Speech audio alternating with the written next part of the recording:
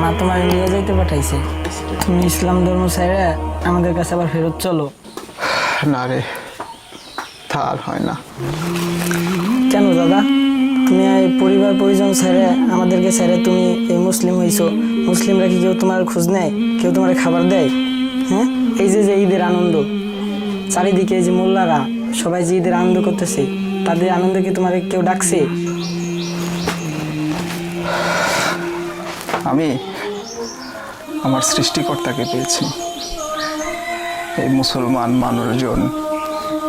আমি তো আসলে কারো উপরে ভরসা করে মুসলমান হইনি, আমি আমার মহান মালিকের সন্ধান পেয়েছি। তিনি আমার সকল আত্মীয়, তিনি আমার সকল স্বজন। আমি আসলে আর কাউকে চাই না।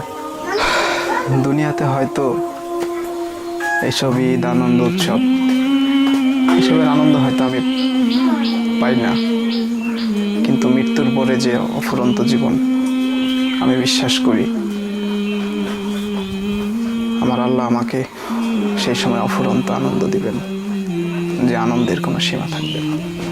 ঠিক আছে ভাই, আমি তাহলে যাই, ভালো থেকো।